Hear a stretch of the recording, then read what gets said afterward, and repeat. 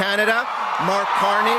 দেশের কঠিন সময়ে কানাডার প্রধানমন্ত্রী নির্বাচিত হলেন সাবেক গভর্নর মার্ক কার্নি। প্রতিবেশী যুক্তরাষ্ট্রের আরোপিত অতিরিক্ত শুল্ক ও দেশের রাজনৈতিক অস্থিরতার চাপ নিয়েই জাস্টিন ট্রুডোর স্থলাভিষিক্ত হয়েছেন তিনি।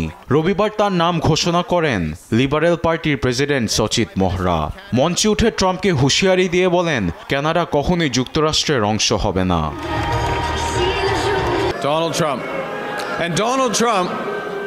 প্রেসিডেন্ট ট্রাম্প কানাডার অর্থনীতিকে দুর্বল করার ফন্দি আঁটছেন।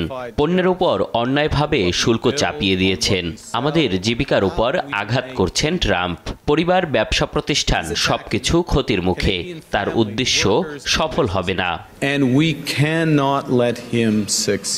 লিবারেল পার্টির দলীয় প্রধান হতে মোট 4 জন প্রার্থীর মধ্যে মার্ক 85.9% ভোট পেয়ে নির্বাচিত হন।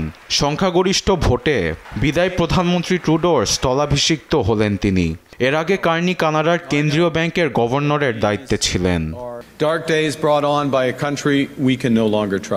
কার্নি আরও বলেন, প্রয়োজনে যুক্তরাষ্ট্রের পণ্যেও অতিরিক্ত শুল্ক আরোপ করবে অটোয়া।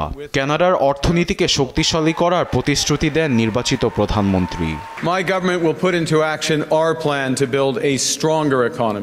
অর্থনীতি মজবুত করার জন্য প্রশাসন পরিকল্পনা প্রণয়ন ও বাস্তবায়নে অবিচল থাকবে।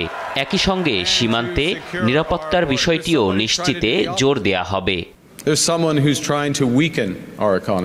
এ সপ্তাহের মধ্যেই প্রধানমন্ত্রী হিসাবে শপথ নেবেন mark Carney.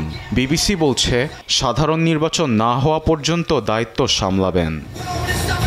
আরবেদ Afsar, news desk, দেশ টিভি।